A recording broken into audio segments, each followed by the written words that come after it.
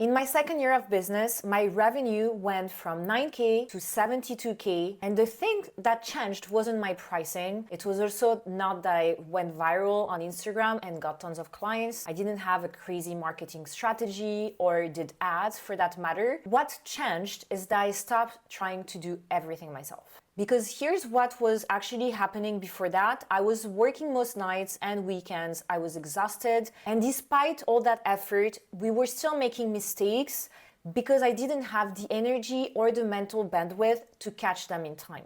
I was supposed to be building a profitable, flexible, free business, and instead I was buried in operations. I was buried in all the client emails and the project management. And it wasn't sustainable because those things were never meant to be my job in the first place. And I didn't even realize that it was me holding the business back. If you're watching this video and you're thinking that it sounds a little bit too familiar, I want you to stay with me. I'm going to tell you what happened from year 1 to year 2, how I went from 9K to 72K, and how the way that I ran my business completely changed for the better.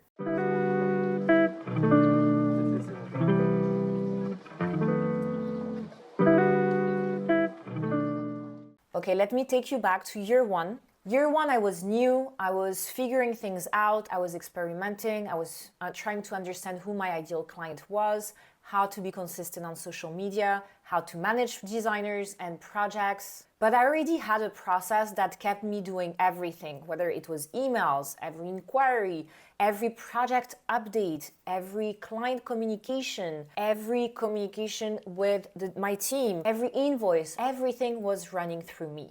And at the time, of course, just like you probably, I was thinking, I'm so small, I'm barely making any money. I cannot hire help. That makes no sense. But moving into year 2, work started picking up. I had more to handle. I was still responsible for every single decision in my business, and it became much worse. So the beginning of year 2 was very difficult because I felt burnt out and I didn't know what the problem was at the time. And because of my business model, the clients that I had made in year 1 stayed and they had more work, and then I signed a couple more clients, and that's why work started picking up. But the structure didn't allow me to even look for new clients. I didn't have time to build relationships. I didn't have time to look at my marketing. So I was completely buried in the day-to-day activities of the projects, of making sure that my clients had what they needed from my designers, and then me talking to the designers to make sure they were doing what they were supposed to do. So I was essentially being a middleman between my clients and my designers, but I wasn't working on the business at all.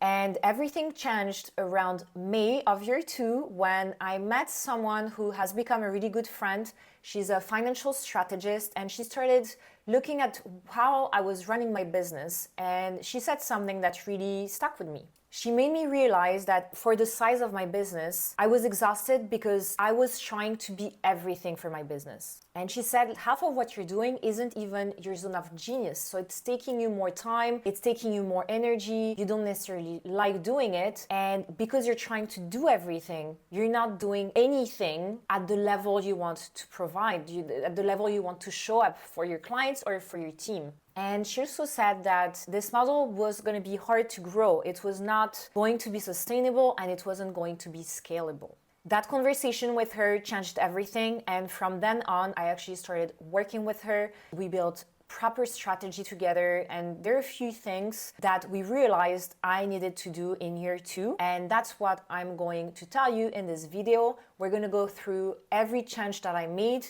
3 changes that really changed the way that I was running my business and allowed me to scale year after year after that. Step 1, the first thing I did was to start documenting everything I was doing in my business. At this point, we wanted to understand my process for answering inquiries, for onboarding a new client, for managing a project, for managing my team, for onboarding a new designer. Everything that I was doing, we needed to document because we would then be able to understand the things that sit inside my zone of genius, the things that I really wanted to do more of, the things that I wanted to do less of, the things that I didn't know how to do that were were still very important, but I had to learn how to do, and I was wasting a lot of time and energy. The things that maybe we could eliminate or we could simplify, and that's how you start streamlining a process. When you understand all the steps, you document them on paper or on the computer actually, and you see where the gaps are and what the things are that you can simplify. Without documenting this process, it's very difficult to improve anything because it just lives in your head.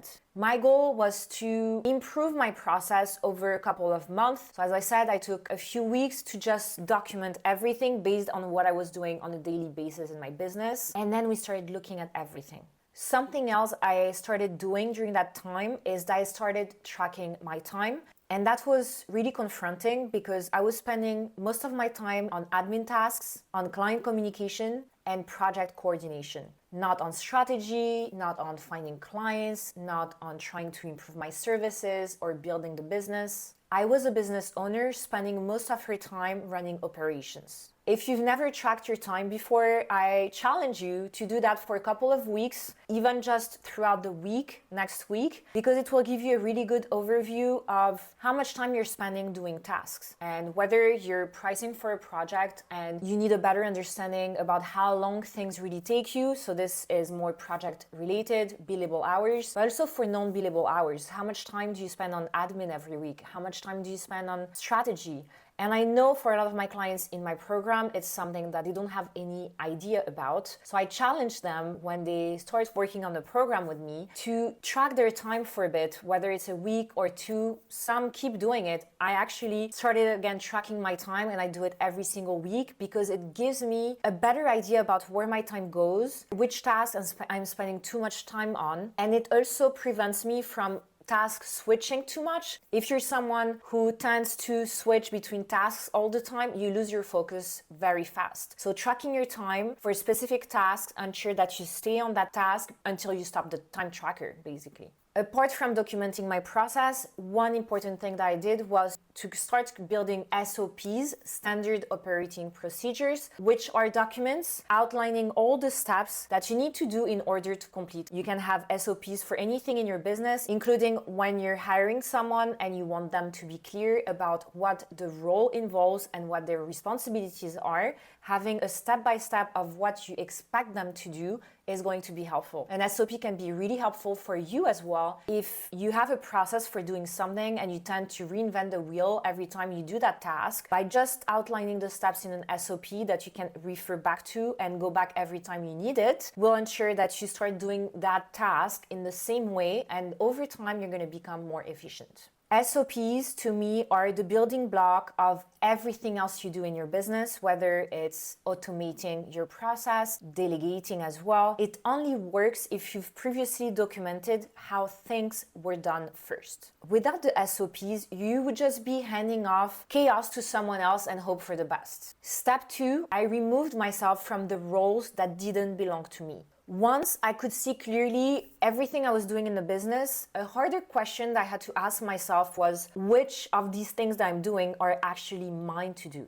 And there were two things that I was spending most of my time on that I no longer believed belonged to me, because my role as a business owner, like all of you, is to make sure that your business is sustainable, that the services are improved, that you communicate with your clients and give them the best experience possible, is to ensure that you're a good manager to your team, that your clients are happy with the projects that they're getting. But two of the things that I was doing a lot of were, or actually a big part of what I was doing, that I decided to hire 2 people for, were operations management / client relations and project management. As I said earlier on, I was handling all client communication and all team communication. So I was the middleman between the clients and the designers. I was making sure that the projects were assigned to the right designer. Then I was reviewing the project from the designer. I was communicating and sharing files with the clients. And all of this, it was basically a full-time job.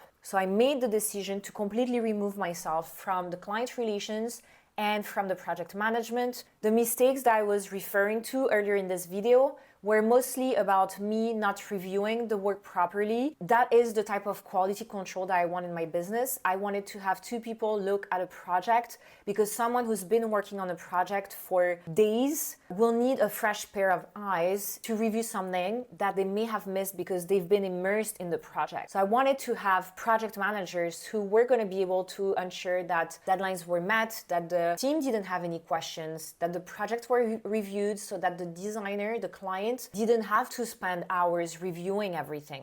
So to sum up, I decided that I was going to get a client relations / operation manager and then a project manager. But here's the catch. I did not hire full-time employees to help me out with project management and client relations. I brought in 2 subcontractors paid monthly, no overhead costs, no HR complexity. It was perfect for my business model. I was getting the help I needed, but I also knew that I didn't have responsibilities of those big companies because I was still pretty small, and that I was going to be able to provide a better experience for my clients without feeling stressed because I didn't know the revenue that I would make, the next month and the month after that. And because I had already documented my process, onboarding them was pretty straightforward because remember, I was doing those 2 roles by myself. So I just had to document what I was doing on a daily basis, separate them, assign 2 different roles, 2 different positions. I found 2 people, I shared the SOPs with them, then had an onboarding call where I answered their questions, and then we started the trial, and that's it. And fun fact, the team that I have been building for 5 years now is the team that as a client you work with. So the people who have changed my business and helped me scale by 8 times from year 1 to year 2 are the exact people who are going to help you build a more profitable and more sustainable business. What happened from the moment that I onboarded these 2 people? Well, it was unbelievable because the quality of work changed straight away. We were not making mistakes. They also had more experience than me in design and project management, so they were able to elevate my services. The client relations manager, while it was his main role, was to communicate with the clients, so the communication became smoother and way more consistent. The designers I was working with felt way more supported. They actually had someone who had the bandwidth, the time, and the energy to answer their questions and manage the priorities. The clients also felt it. The experience was way more professional. It felt like we had a real process, that we were not a startup, but a business that knew what it was doing. They were not waiting on one person who was already too stressed and too busy. And when it comes to me, I finally had the time to stick to my zone of genius: strategy, relationships, developing the business, and improving the service. That became my job, and that is what allowed us to grow. If you're watching this and you're recognizing yourself in a lot of what I'm saying, the exhaustion, the sense that you're doing everything, that everybody is always waiting for you to make a decision, I want to give you something that's really going to help you get clarity on the bottlenecks in your business and what exactly you need to work on moving forward. It's called the Designer Business Audit. It's a free resource that I created to help you figure that out. And I'm just going to add the link to the description, so if you want to download it, it's free. And now we can go back to the video. Step number 3, I started automating what didn't need a person at all. Once I had documented my process and I could see clearly which steps were repetitive, consistent, and rule-based, I asked myself which ones could be automated so I don't have to hire a VA. And what I saw most is that at the inquiry phase, there's actually a lot that you can automate that doesn't require a customized answer every time. But the fact that you can automate those parts of the process ensures that the inquiry is getting the information they need when they need it. They don't need to wait for you to be awake, to be available, to answer them. If they want your investment guide, they're going to get it straight away. They don't need to wait for 24 hours. By that time, they've already checked out another 2 designers and decided to get on a call with someone else. So at the inquiry phase, there's actually a lot that you can automate. My financial strategist recommended Dubsado. It was pretty new at the time, but she saw that it was for small creative businesses, so we tried to give it a go. After spending a couple weeks trying to figure out how it worked, I decided to hire someone to do my setup, because doing the setup is not straightforward when you're unclear what can even be automated. The setup saved me tons of time. It didn't feel like a cost. It was an investment for my business. In the time that this person was building my automation, building my process into this CRM tool, I was able to focus on building more relationships, getting more clients, making sure my clients were happy.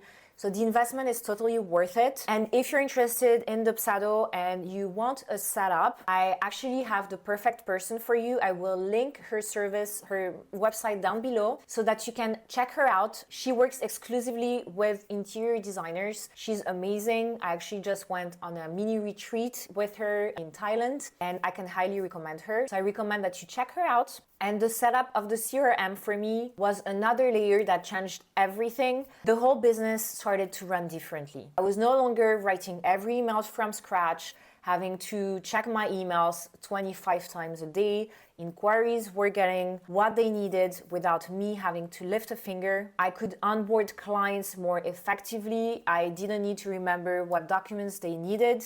Everything was handled.